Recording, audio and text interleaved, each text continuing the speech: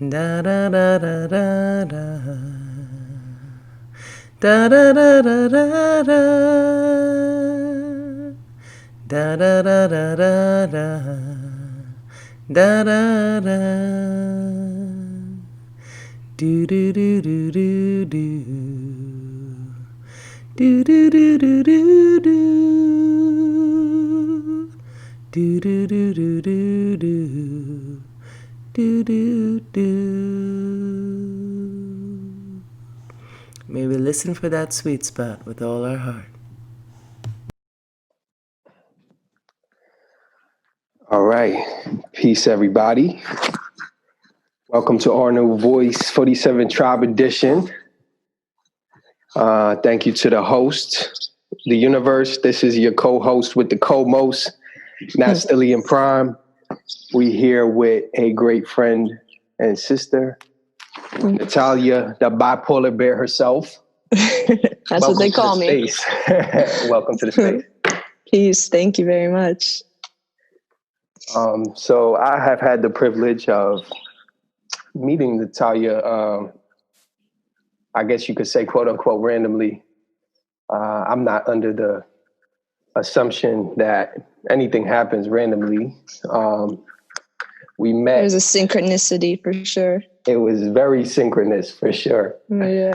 And, I think as somebody who has been alleged to be bipolar, there was no one better, than to talk about the polarities within and how we create harmony within that. So I'm definitely happy to be highlighting your voice in this space and, see what you got to say. So the first question I got for you is, do you remember the first time that you were told you were a woman or a man?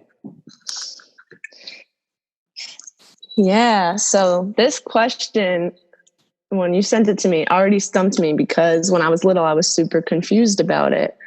I took the role of a kind of a tomboy. I followed in the shoes of my older sister and thought for sure that was the route that I was supposed to go in, that I was more of a boy than a girl. So I didn't remember being told exactly, that I was a young girl, that I would be a woman. I just knew I was following the footsteps of those who I aspired to be. And my older sister, Corinda, was very much in touch with her masculine qualities, kind of followed my dad in many ways, and I followed her. And I had a sister who was close to my age who was very feminine. So it was kind of like I was balancing out as well as following roles. And it was never something that was marked really clear to me. I remember when I first got my period, my great aunt was visiting from France, and she is of Algerian culture, very vivacious, very vibrant. And she did like this huge ceremony for me, and I was mortified. As many young girls would be, I think. But also it was kind of like confusing for me. I didn't really understand the big expression of it because I didn't understand what it meant to be a woman. I didn't really get a chance to own that for myself. And as I was telling you earlier, Nate, was that it was not until last year, which I'm 24 years old, so I was 23. I've been, physically and emotionally a woman my whole life, but it was not until last summer that I looked in the mirror and had this profound moment. Almost felt like I was coming out, where I was like, I am a woman and I am proud of that. That was huge. It was huge. And it's been a journey since of kind of discovering why it took so long and why I felt that when I did want to identify as a woman, I almost felt ashamed. So I guess the answer to the question is I was never really told in a clear way. I had to find that within myself, and I had to find pride and truth in that. It's been a very confusing journey, and the other side of now kind of coming out as a woman, if you will, it's been beautiful. It's been challenging too, though, to kind of unfold why was it that there was so much shame around being a woman and so much hiding. So what was it? I don't know. Were there a few things or different things that you might be able to talk about that helped you to that point where you were looking at yourself and you felt that pride? It was many things. One of the big catalysts to it was it was just, I had noticed how much I was tapping into my masculine qualities. I felt that I was kind of being nudged into a role. At the time, I was in a relationship with a woman too, and I felt that I was being put into a role of being like a boyfriend rather than a partner, you know? And it was making me feel uncomfortable. I was like, wait, this isn't where I belong. This isn't the role I identify with. And I was seeing sides of me that I didn't quite like, because I was stepping into the masculine, but also not, but kind of like what I felt was prescribed to be the masculine role in a relationship. And I can't even quite place what else led to that, but it was, I think too, is just then, you know, stepping away from that and then stepping closer to nature as my answer. Yeah. So in essence, it was kind of like you being uncertain with what all that meant for you, you know, when you're on through that, you know, coming into womanhood, whatever. Right. But then society kind of being like, oh, well, you should have told me you were a man. And then you being like, well, actually, I'm more fluid than that. That's right. How did you coming into Pride with your womanhood have anything? Did it have anything to do with you making peace with your masculine side? Did it have anything to do with you fulfilling those roles in that masculine role? Or how did that polarity sort of influence you ultimately coming into just being proud of who you are? Yeah, it did have a lot to do with that. I think I'm one who really does enjoy stepping into my masculine qualities. And I think that being able to do that is freeing to me. But I was starting to feel trapped in there. I was starting to feel like that is where I was appreciated. That is where I was successful. And it meant more to me than just my own story. I was kind of looking at it, reflecting and seeing, wait, why is it that when I feel comfortable with my femininity and want to really tap into that, that's when I feel most, I guess, alienated in some ways, or at least invisible. And, you know, I think it was this feeling of, I want to be able to tap into my masculine qualities on my terms. It's not that I'm trying to throw that away. It's just, I want to be able to also claim authority over being a woman and recognize the difference with pride. When I speak about it with my family, like specifically with my dad, it almost feels to him like it's like an attack. Like, oh, I'm sharing that something about being a woman, therefore it means you don't know, therefore it's, you know, isolating for you. And that is confusing to me because it is different, you know, to have life force within you. It is a different experience and it's something I don't want to deny. Yeah.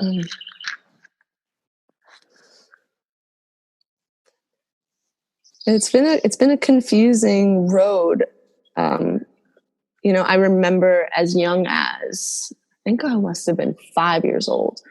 And I asked my sister Corinda, I asked, do you wish you were a boy? And because I was feeling confused, you know, I was dressing in all boy clothes. I was, you know, kind of acting in a certain tough way, gravitating towards sports over dance, even though I really wanted to be a dancer. And she's like, no, I don't. And that was kind of freeing to me too. Yeah. It's, you know, it's just realizing that we can have these polarities within us and explore them without having to deny who we are, without having to feel ashamed of who we are. That's a really great point. You know, and I think it is so confusing, especially as young people, because society really doesn't tell us that. And we're not really taught that we can just be okay and proud of who we are, no matter where we are on that spectrum. I think there is a great deal of shame involved in not, fitting into these different classifications that set out. And to some extent, none of us fit into these classifications. No, right. No, that's right. I think to varying degrees, we're inflicted with that shame and that pain. And definitely, folks who, like transgender, and obviously that's going to have a whole different set of baggage. But right. even like your conventional dude, I was interviewing a good friend, Tomas, and he was just talking about the deep shame that he's felt throughout his life of feeling like he's never really lived up to that role. And it was a really the role of a man is pretty daunting in its conventional place. Yeah. So how has these two polarities, or, these two, ideas sort of played out as more recently? Like, what's your relationship like with the divine masculine, divine feminine within yourself more recently? I've certainly been leaning towards the divine feminine recently. That feels important. I feel like that's a piece of me that hasn't been well nourished for a really long time. So that is a piece that feels I need to nourish. And what's interesting is that I notice when I allow myself to tap back into masculine, that almost feels more comfortable. And I think that that's because it's something I'm more used to, like stepping out into conviction with, like when I'm in my masculine place. And also it's traditionally in a patriarchal society, that which is more respected. So yeah, it's felt really important that I just soften, but not in a forceful way, not in a like, okay, now I have to be a woman. Just really tap into what does it mean to feel, to, as I put it, to have life force in you, to realize, you have this gift of being able to create life inside you. And that means something, then like I've been really feeling the need to just sit with nature I think that what it feels like now, and this is a very intense chapter of my life, so I don't think it'll always be this way, but right now it's a pretty constant birth and rebirth of higher versions of myself. And so it really could not feel more of in touch with the feminine, and that it feels like that. It feels like a birthing of higher selves. You're giving birth to yourself. Yeah. It sounds strange, but allowing to see a motherly loving kindness to younger versions of me allows me to heal those parts of me, allows me to grow, and birth higher versions of myself. Can you talk about that a little bit more? Like, what does that look like? Is there any practices that you have that sort of help you with doing that in a more concrete way, like mothering or healing those older versions of yourself?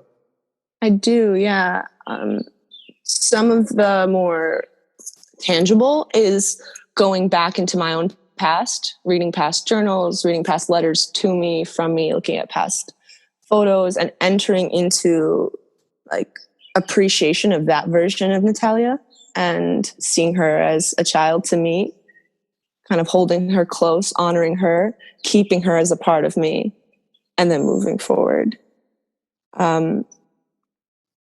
That kind of it feels like there have been many parts of me that have died, and it's kind of like taking those with me and reviving. So that's one, is just reading past expressions of myself, honoring that.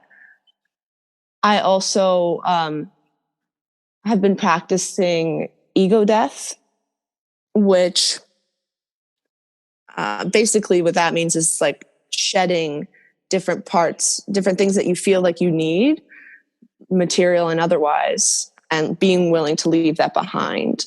And I've done that very literally. I've done that, a lot of rituals, especially when I was still living in Jamaica Plain by the pond, where I would leave things behind that, it was kind of like burials. I would do rituals of appreciation of self and of the water and feel that connection, and then kind of leave that behind.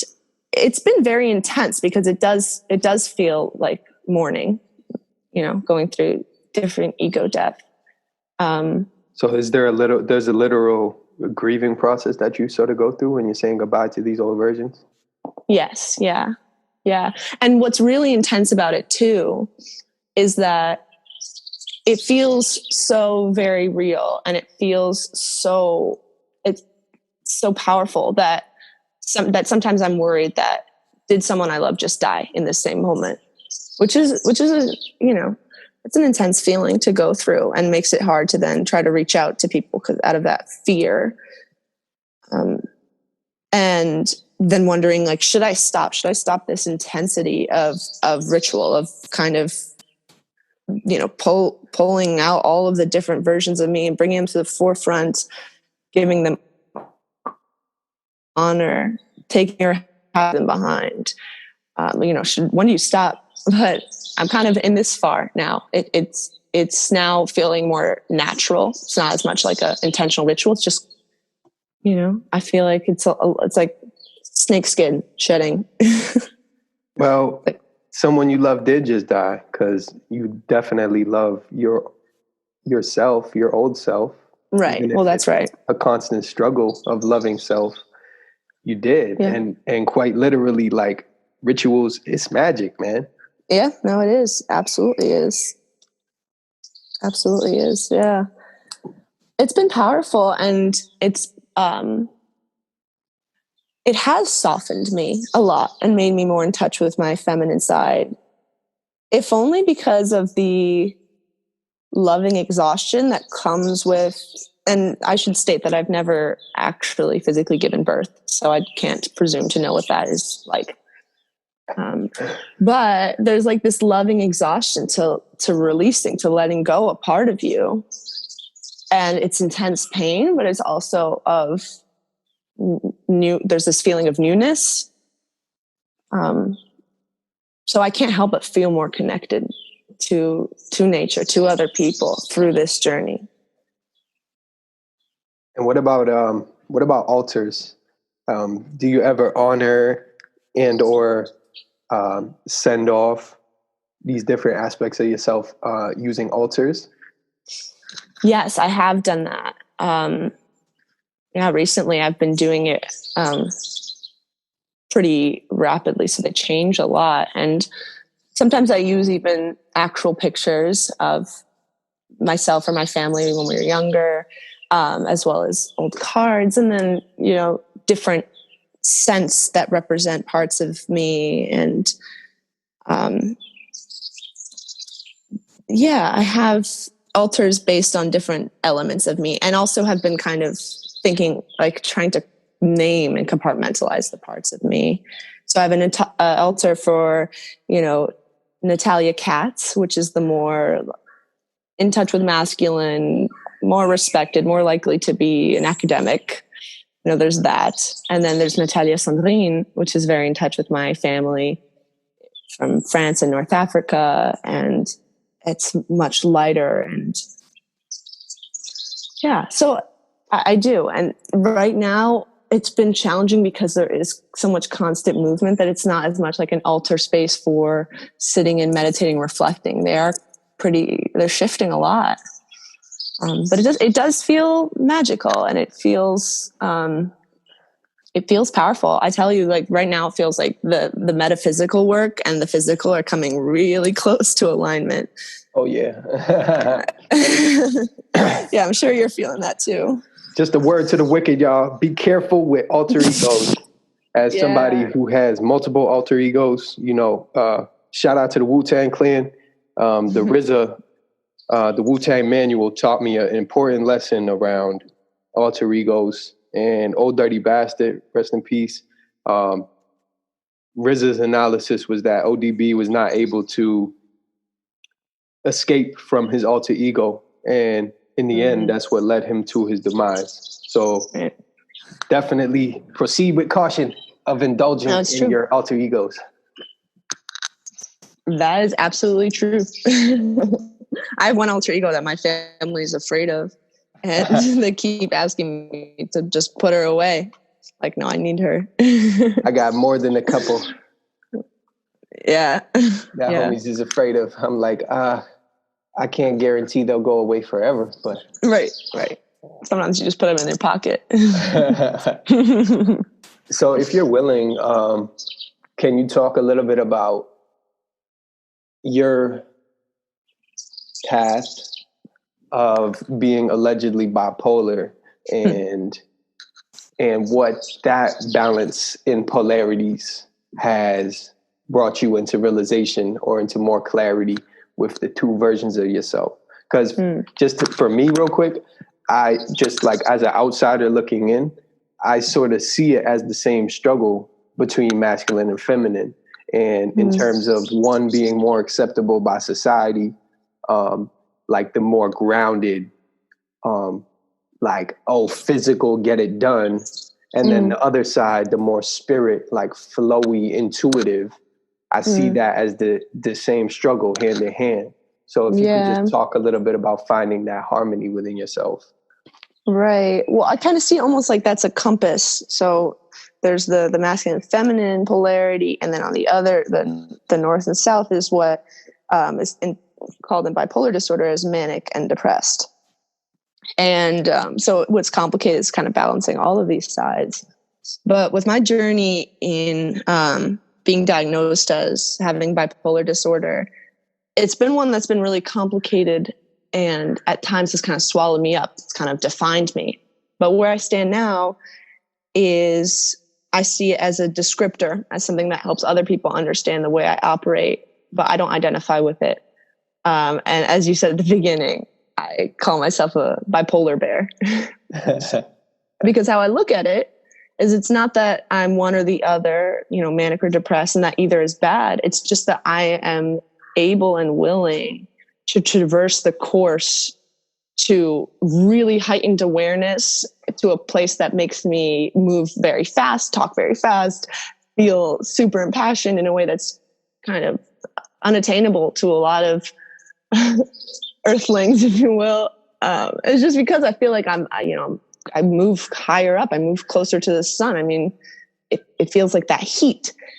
But then I'm willing also to go back down when I need to. And that seems strange to almost want to dig into the intense pain inside and allow myself to feel really depressed. And that's, moving towards the colds, moving towards,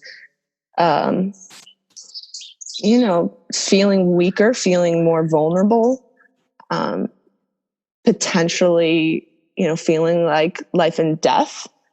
But that it feels important to me to balance out the parts of myself. But it's healing and it's humbling. I think that when I'm living in the more manic state, which is also just to me what it feels like is more closer to, higher self, higher truth, kind of fast forwarding in time. If I stay there, then I feel like I know the answers to everything, and I want to shout it on the rooftop and tell everybody. I find it's really important to come back down, to humble myself, to realize there's always more to learn. There's always more to heal. And then also in terms of the bear, like sometimes you got to hibernate in between because it's an exhausting journey. It takes a lot out of you. It does. I mean, as I was kind of describing before, it's like shedding the layers of not constant, but there is a lot of death and rebirth. It's a scary and exhausting journey. I'm lucky to have had a lot of support along the way. And I guess that is one benefit of getting a diagnosis, which that feels like also important for me to come to peace with, because I've had a lot of resistance towards being labeled as mentally ill, being put on medications. Allegations. Yeah, yeah, for sure. And it's scary because it makes you question yourself, question your own sanity. Yep. It's been very scary at times, but I'm grateful because it has led to me having support. It has led me to having being it's not just, wow, you're so crazy, lock her up or something, it's, oh, she needs help. So I am grateful to that. But definitely I'm very ready to shed the skin of someone who has a mental illness, because that doesn't feel correct to me. It doesn't. I just feel like I'm someone who's very much desires seeking truth, and then very much desires learning how to share it well. Yeah. Yeah. As somebody who definitely can identify with some of the things that you're talking about in terms of the manic depressive nature, although I've never had the allegations thrown at me, just to extend the metaphor of the polar bear. It's like at times it can feel as though the noxious gases that's being released by the society is melting my environment where I feel most comfortable and most at home,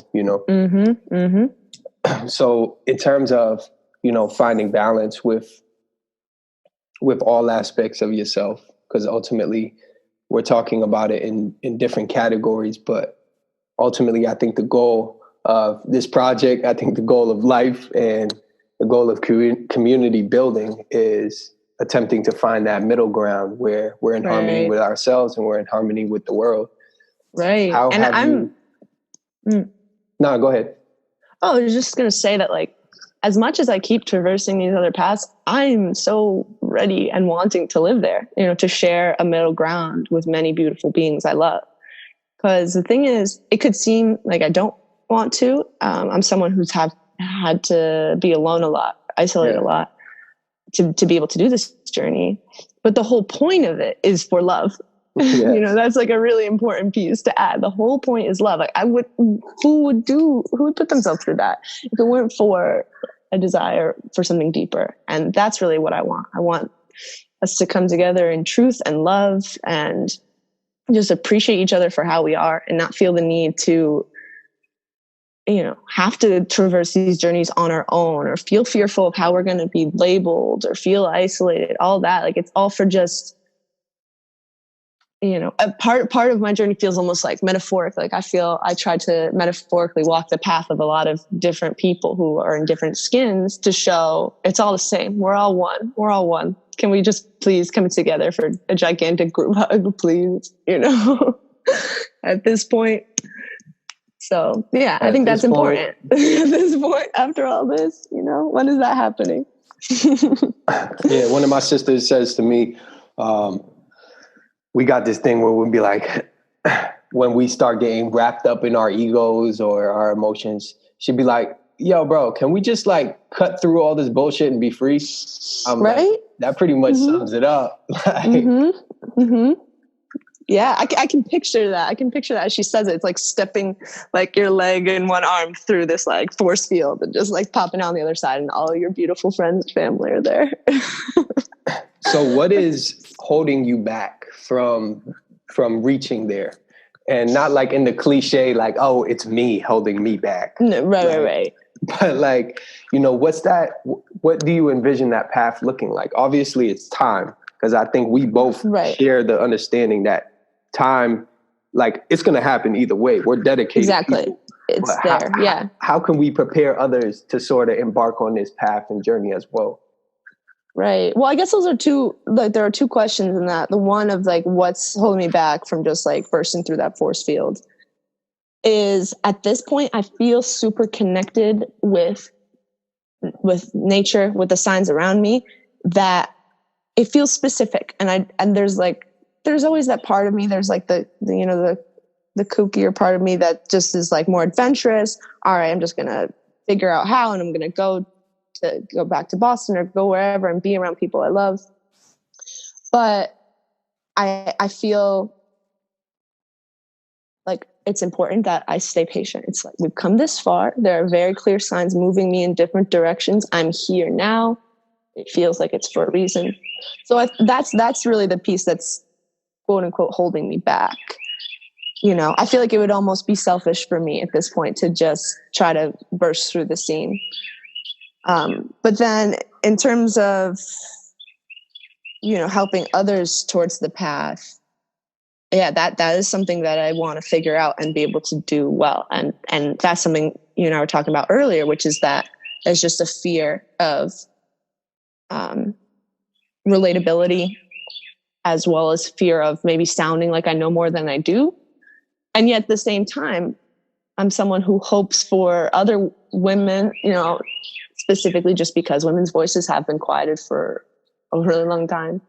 And I believe like deserve to be at the forefront, but also men, it's not exclusionary. But I desire for them to be able to share their story in truth and just be raw, be real, share what they know based on who they are. So I know that it's almost hypocritical. I don't do the same. And so that's I'm not even quite sure what's holding me back from there. I have, you know, 1,000,002 excuses. One just being that it feels so strange for me to do it over technology, but that's, you know, that's a barrier we have to get over. So yeah. I think that was a really important distinction, what you just made. I kind of just like spouted out that question, but then like you helping me realize those are two completely different things. You know, how others are, you know, how we can help others on the path compared to what's holding us back. Not only is our path going to be completely different from anybody else's, it's like the only thing we can do is offer our example. And if that helps others, it does, but it's not guaranteed to. That's right. And it feels right now where we are in time, like there is a deep placement of alignment. You know, there's, and when you're tapped into vibrations, you can kind of feel it. You can feel it. And so I'm just trying to stay in line, you know, kind of like it's this abstract, natural army force around me. Yeah. There's this really powerful individual named Seven Bomar. Y'all should definitely check him out. But when he was speaking on, he says, whenever there is, you know, outblasts of negativity and fear and all these horrible things going on in the world, it's very important to note that there is an equal amount of positive vibration and balanced energy building to the same capacity and to the same potential. And I really resonate with that, especially at times like this, when the mainstream narrative is so much based around fear. And it's really important to notice, not to be, you know, not to encourage that, but to realize, okay, this is necessary and this is emerging only because there's an equal and opposite reaction building otherwise. And if we can tap into that positive vibration, oh man, there's no limit to what's going to happen. That's right. We have to. How I think of it too is, you know, there are shadow workers in this world and there are light workers, and then there are hybrids. I think of myself as a hybrid. Like I'm willing to like be in the shadow. I'm willing to do my work that no one sees. And then, you know, maybe one day people will notice it, but if not, it's just that about vibrations, about frequency. And then, but right now it's like, as we see with all the protests and rioting, the shadow workers are out and speaking, like people who have been quieted for too long, you know, and it's important that it's also met with the light workers.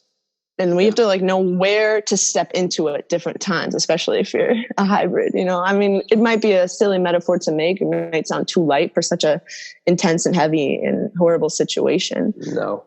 But that's how I'm trying to make sense of it, you know, because I have times where I just like fall into mourning and fall into feeling like, what is it I need to do? Do I need to be in this? Do I need to feel enraged?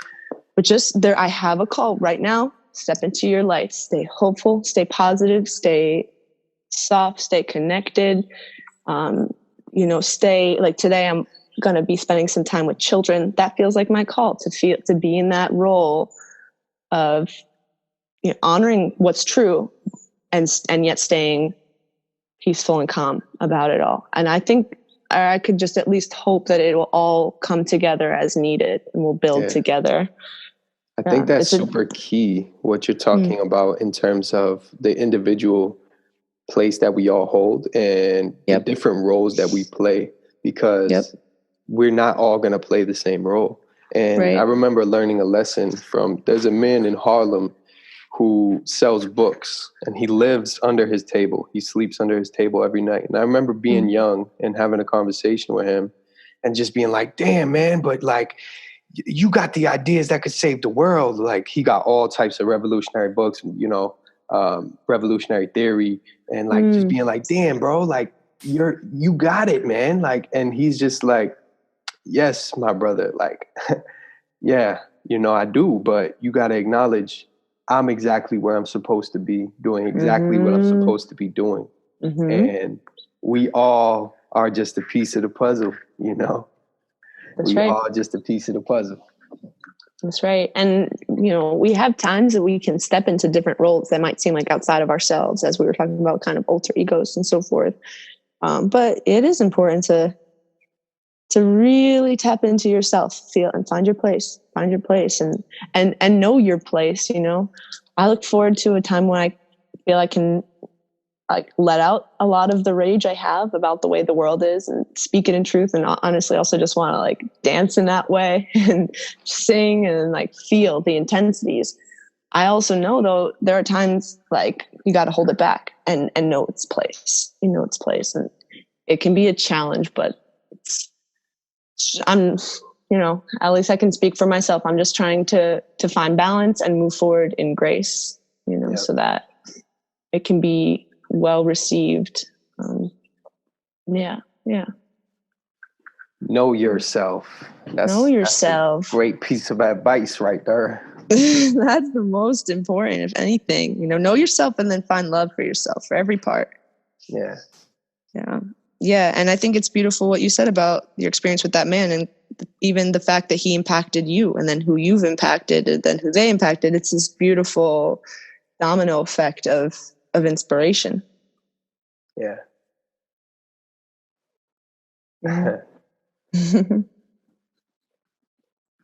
Yeah, I think knowing yourself is really a key thing, especially at times like this, and specifically for white people. Like, there's this narrative around like helping and like what do black people want me to do? It's like, bruh, you need to know yourself. Don't go anywhere trying to help nobody. If you don't see your struggle and your freedom as inextricably linked with everybody on this planet, go do your own work somewhere else and come back when you do, you know? Exactly. It's so important. It's important for, you know, coming in terms with who you are, finding love for yourself, being able to be the best version of you, to be able to help bigger causes. But then also on a different realm level, it's just keeping our frequencies high. And we can only do that if we're in touch with who we are, if we're at peace with who we are, you know? And there are going to be parts of yourself you don't like very much that are really hard to face, but we have to do it. We have to. It's like we are the world. So you have to heal that first, work through your shame, work through your guilt, work through your pain, find love, you know, be willing to be humble and move through it. And it's like, it's a journey that never stops, but really you just have to start it. And it's amazing how much people are willing, how in general, at least how it seems to me, is people seem more willing to go exterior. How can I help? Right. Before they first like turn in. And when you turn in, like, it becomes magical. As painful as it is, it really is magic. You can feel the healing within and throughout. Yeah. It's a whole nother level. Yeah. You know, valuing that internal work as just as valuable as the external work, I think, is very important. Yeah. I mean, people, you know, we say in life, you get what you give and so forth, but people also don't treat themselves very nicely. And that's a result of many big problems in our society. That's also part of the work. Like, how are you treating yourself? Because then that's going to filter out. That's going to come back out. Give yourself love too. So it's, yeah, that's something I'm super passionate about. It's really important to see yourself as the world. So, start with the man in the mirror, that kind of thing. And it's not to say also then step back from any exterior work. You can do both. There is a lot of overlap. Yeah. But yeah, to start with the self. It's and then spread that positivity. I was in a meet. It's funny you say start with the person in the mirror. Start with the man in the mirror. I was in a meeting last night where a young man talked about his struggle throughout his life with substances, and he talked about the multiple times that he's looked into the mirror and been able to been unable to face himself and punch the mirror until it broke. And I think that's really the place that many of us are in, you know, when it comes to facing our true selves. And I don't think we're going to see any semblance of justice in the world until we can look in that mirror with, you know, unconditional love. Yeah, it's true. Yeah. And a piece of advice I can offer from someone who had that same feeling, I used to look in the mirror and cry and say horrible things to myself. Piece of advice is that I recently started just putting kind of shards of mirror around my room. So I would only see parts of myself and kind of find love for just parts. So it wasn't like this overwhelming feeling of this person and who is that? And do I like how she looks and who she is? Da, da, da. But reflections, it's a metaphor and beyond, so I would hang mirrors like really low, just see my feet, to see a side of my face. And it's interesting how it helped me piece myself together in a way. I've only recently, maybe in the past few days, been able to look in a full length mirror. So you didn't go cold turkey off the hate. You kind of like weaned yourself off. That's right. Because there was a lot. There were many pieces. There was a lot of hate. The thing is too, I'm like someone who has so much love. Like I've, really dug deep, and I know that there isn't actually any hate inside me that goes outward. But anytime I saw hate or felt hate, I turned it in. I gave it to myself. And so it was a lot to move through that. Yeah. Take it one step at a time, piece by piece. Piece by piece. Yeah, that's the way. Piece by piece, but peace. Okay, so can you identify some core values that you have? Just some of your deepest core values? Deepest core values. Appreciate Mother Earth. Give before you take. And not just meaning like in the physical way, but emotionally. Be willing to give of yourself. Honor both the sun and the moon. Literally as well as figuratively. So like being appreciative of the brightness of day, but also turn to the night, turn to the cold, see that side. And expression. That's an important value for me. Like whatever channels through you and around you, express it through creativity, through art. It helps the other pieces. It helps stay connected to Mother Earth. It helps you to be willing to look into the dark and look into the light.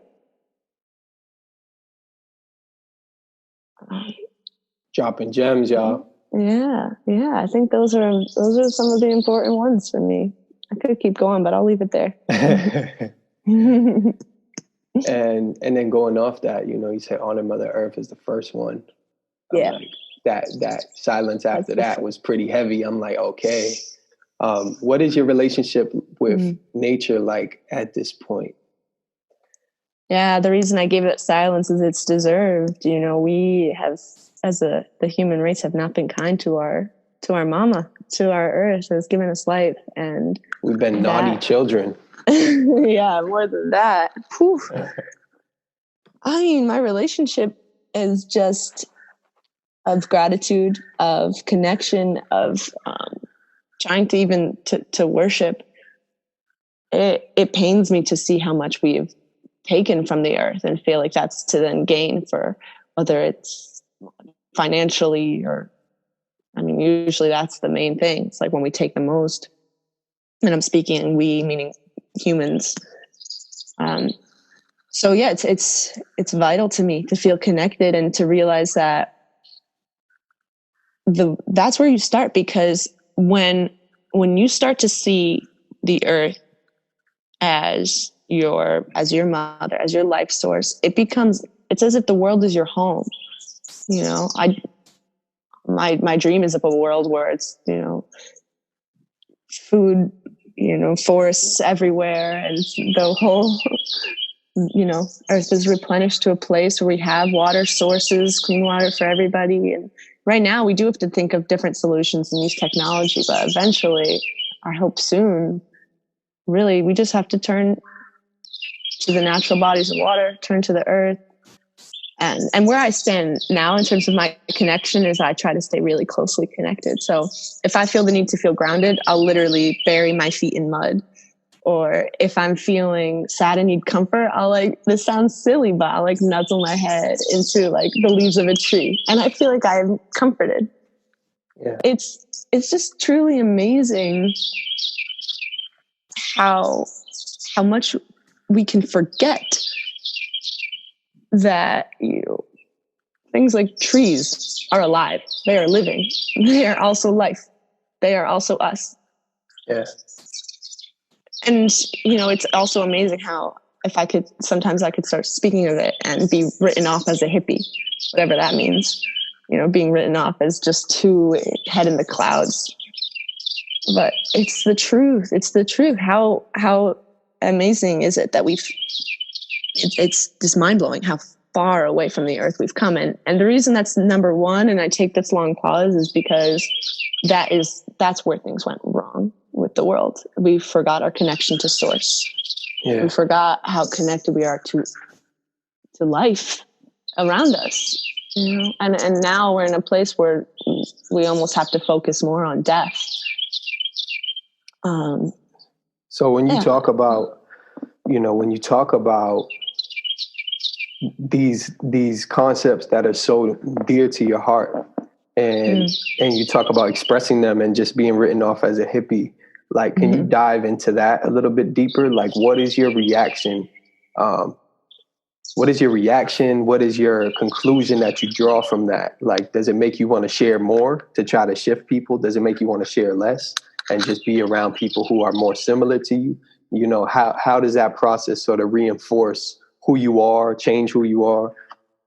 Well, the way that I've chosen to live that experience is I'm hoping to be a living example that we are one, and that there have been times that I walked barefoot, you know, through the streets and like went swimming in Jamaica Pond in the middle of the night, and, you know, just like very much felt, or there were times that then maybe like a little different, was like living on a farm,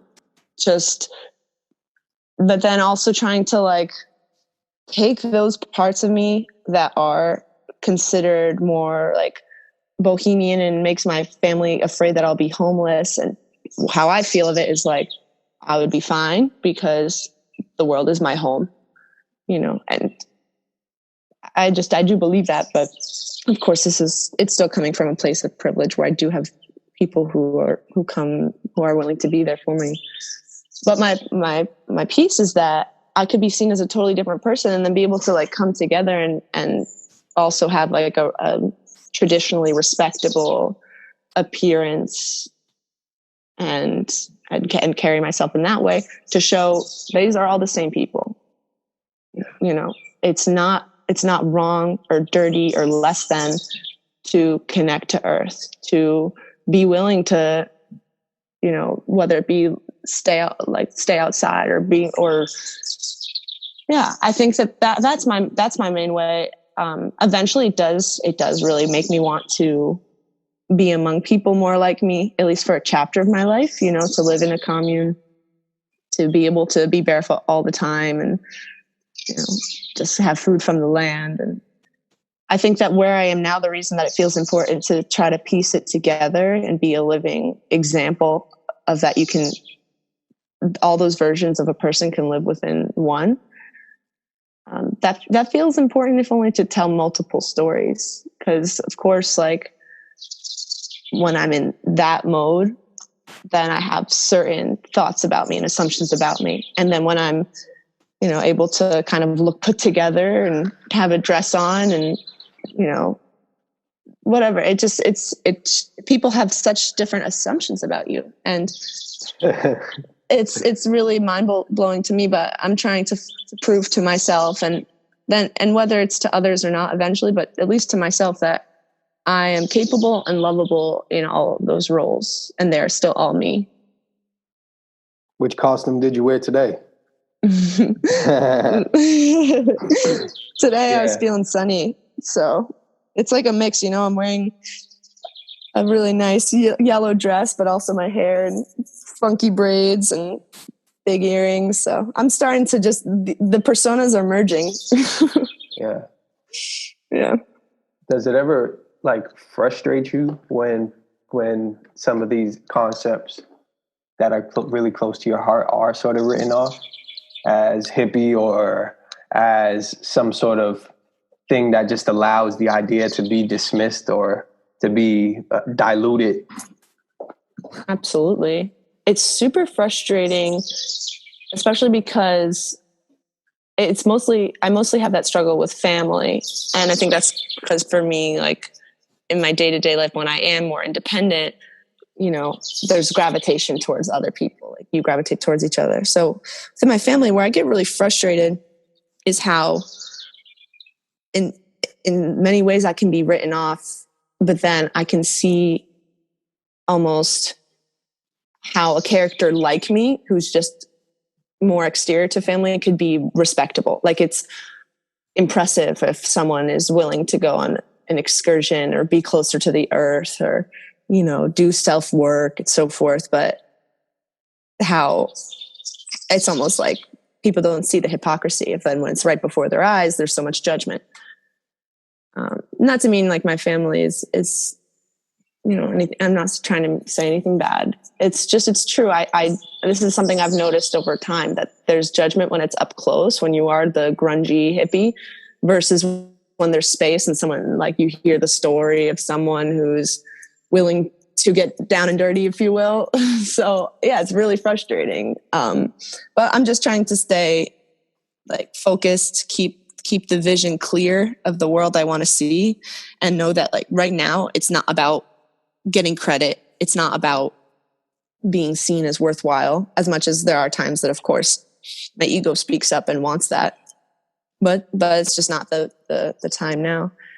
I just hope for people to start to just be like more accepting, and if anything, appreciative of those who are willing to connect. Because also the thing is, like, it's more than just like me wanting to feel connected to the earth. I also do really believe in vibrational work, you know.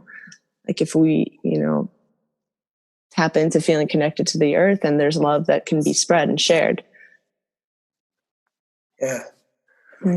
What you're talking about really speaks balance to the way in which capitalism sort of, it likes to cherry pick. It likes to you know, pick these traits of things that are easily palatable or marketable, but the dangerous and the dirty aspects, like, oh, if it can't be marketed, nah, never mind. It's like, we'll sell stage all day. But when you really talk about how our company uses child labor, oh, nah, we're just keeping our vibrations high. Like, that's right. Let's get into nitty gritty, guys. Yeah. And that's exactly right. And it's also crazy to see how easily people can be overlooked. Those who are, you know, willing to feel more in touch and like only appreciated on the other side. Like with things like you said, when it becomes marketable, when people come around and are willing to see financial value. But I dream of a world where there's value much beyond money. But then, of course, also what's interesting is I'm someone who I feel like I've done a lot of really, really hard work the past however many years, like of self-work and work of connection and vibrational work. But I don't have very much money at all. It's not financially rewarding. That's the way, that's the way though. The hidden work is not. And I definitely do hope for a world while money is still relevant, that, people can get what they deserve to continue to do the good work they need to do. Yeah. Yeah. That's like, I feel like that's like building the bridge from here to there. Is like, we have to use the resources that's available to us in order to build that bridge. And that's right. I think that's super relevant in terms of balancing the polarities, in terms of, I don't think it's wrong to try to figure out ways that we can reflect our internal abundance and our internal struggles and hard work with external, resources and external abundance, because we do all deserve to live in a perpetual state of overabundance. And that's the state in which we came from. And so however translation that applies, figuring out that balance, how we can reflect that abundance on the outside world, Yep. That's the challenge. That's the challenge for sure. Because like when you want to live within this way of give before you take and connect and staying humble, all that, like there is that piece of, okay, but where's the bridge, and that's a question I get a lot, like, especially from family. And that's something I have to figure out, because I don't want to give up the values I have of, giving and not accept, I don't want to accept money if it doesn't feel well placed. But at the same time, like, okay, how do you bridge those worlds? And I want to be able to give more to others too. And that is definitely an important one. But yeah, it's all complicated. It's all a really challenging balance to strike. But luckily, I feel a lot of beautiful change happening in the world. As much as there's horrible things still happening, of course, there's no disrespect to all the pain and suffering. It is also important though that I feel it. I see the hope. I see movement towards change, So that allows me to breathe a little. Yep. There's a great quote by, I think one of my good friends was the one who said this, that they told us money was the root of all evil, so we'd be okay with being broke. And it's like, I think that society as a mainstream is like, oh, well, if you don't like petrochemicals going into our waterways, don't use cars. If you don't love it, leave it. It's like, well, actually, no, that's not what's going to happen.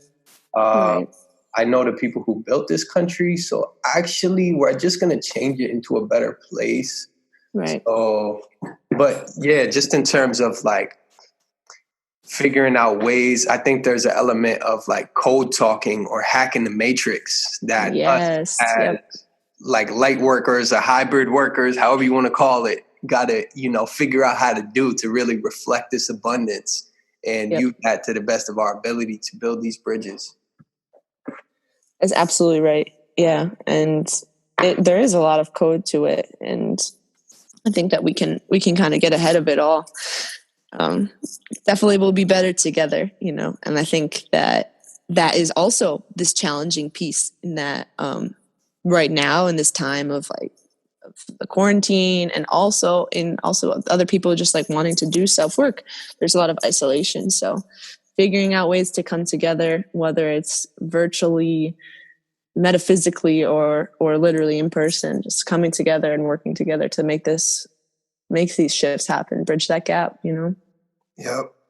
Yeah, I think building community, incubating spaces to incubate with like minds and figure out how we can take these next steps super key coming together. Yes, definitely.